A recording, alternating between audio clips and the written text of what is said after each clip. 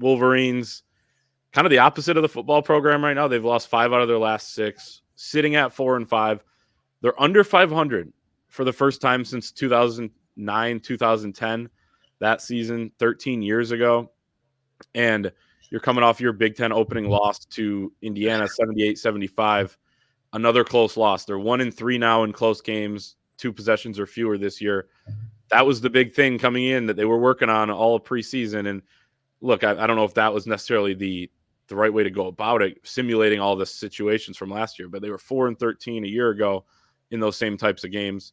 And it just felt like another one of those. It just feels like last year's issues in a lot of ways are blending into this year's team, even though there are a lot of new faces on it. Yeah, and it sucks. It's hard to watch. It's hard to watch the turnovers. It's hard to watch the poor defense and the breakdowns. You can't be giving 4 to 5 possessions a game where guys are getting uncontested buckets and expect to win in this conference or anywhere. And there are breakdowns at inopportune times. I think there was one against Oregon as well. And it's unbelievable. And Juwan is on the bench and he's in an assistant coach role, and everybody now wants to blame Phil Martelli or whoever. The blame is on the people in charge of the program, right? And not just them, but they're losing guys to the portal. They're losing guys to the NBA early, things like that. It's a tougher game, but it's a big boy business, right? And you kind of know going in what you're up against. So that doesn't mean that you can't play good fundamental basketball with the guys that you have, and they aren't. Terrace Reed has regressed dramatically, and I expected him to take a huge step up this year, especially defensively. He's to the point where he's almost unplayable, which is just unfathomable to me. And then it's just, there's just no rhyme or reason sometimes to what they're doing defensively, and I can't understand how they can't be better with the pieces on the court. So you hope that it'll all come together, but this is the 3rd year in a row now where, you're not closing games, you're underachieving. I think that's fair to say, even with this roster, that they're underachieving. And at some point, you've got to get this thing together to the point where you're not at the end of the game and knowing that they're going to lose, Clay. I knew within the last 5 minutes what was probably coming, and I wasn't expecting them to win. And then to let the clock run down from 36 seconds like they did was unbelievable. Playing that out it was ridiculous. You extend the game. There have been times that guys like Tom Izzo have extended the game from the 1:30 mark or something like that. Right. And it paid off for them. I hate that when I'm the team with the lead. Like right. Yeah. Right, exactly. And because you're extending the game. And to me, that was just an absolute head scratcher. So they got to be better, top down, flat out. And I'm not confident that this thing is going to be trending in a good direction here. If there's ever such a thing as a must-win game, right? It's Sunday at Iowa, and good luck with that.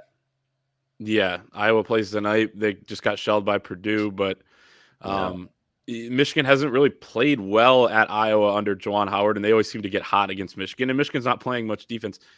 That's the thing where a couple things. One, playing that out was crazy to me. I would put a bad shooting team on the foul line. And Michigan didn't make them earn that game. Then they didn't even get the rebound anyway. And then they had to foul with 6 seconds to go, and it ended up being 2. By the time they had a chance, Will Cheddar doesn't run the baseline when he has a 7-footer on him. They didn't do anything to free him up, either set a screen or, do one of those things where another guy comes over, you pass it to him. It just didn't seem like there was anything. I don't know what they drew up because they took a timeout just before. That was, Doug McDaniel missed 3 free throws. But you're right, with Terrace Reed not being able to be on the floor, especially when you're playing a team that's that physical and just wants to pound the ball inside like Indiana, then you have Will Cheddar guarding, Malik Renew. You have Olivier Kamwa trying to guard Ware, who's 7 feet tall. And they scored 52 points in the paint. I don't know if I've ever seen that, where 52 points in the paint, 15 at the free throw line, 67 out of their 78 came from that. They made 3 threes. And as Phil Martelli said, someone won a Division I game tonight making just 3 threes. And that's how poor Michigan's interior defense was. I thought those guys were good and hard to stop, but that's not a very good Indiana team. No. But Doug McDaniel way off as well after dropping 33. It just feels like, you can blame him for the free throws. You can blame him for some of the shots he took, which I do. But also it just feels like there's got to be more options than just him trying to create all the time as well. Yeah, and there aren't, if we're being Right. honest. And that's kind That's of what what I mean. happens when you go to the portal and you take guys that are looking for better opportunities. Namari Burnett isn't the answer offensively.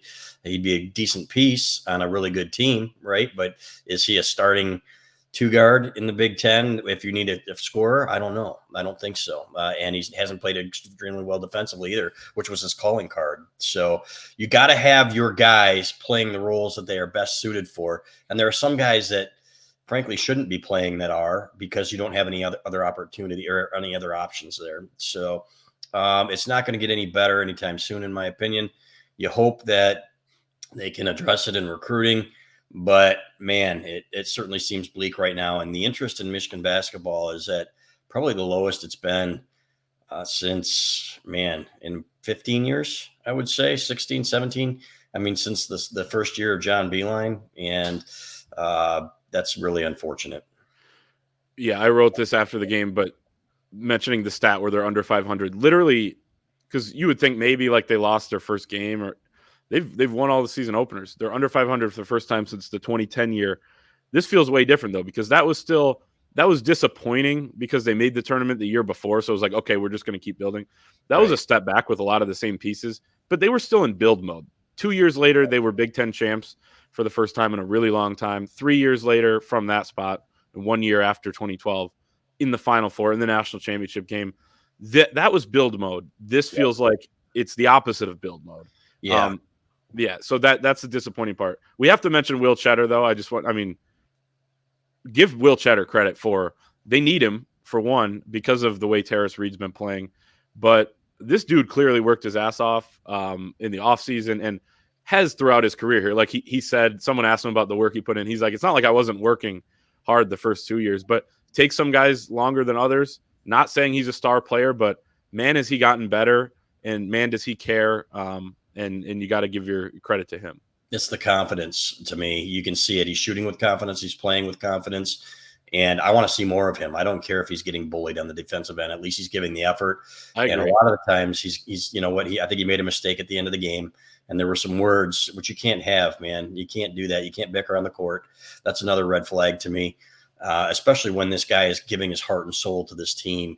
And one of the guys that you are saying, okay, this guy really, really, really cares. And not saying the other ones don't, but to me, Will Cheddar is one of those guys that just is a culture guy and a program guy that has really made that next step. And Phil Martelli's been telling us to watch for him, and he was absolutely right. So here's hoping to see more of him, and he gets a little bit stronger and defends a little bit better as well.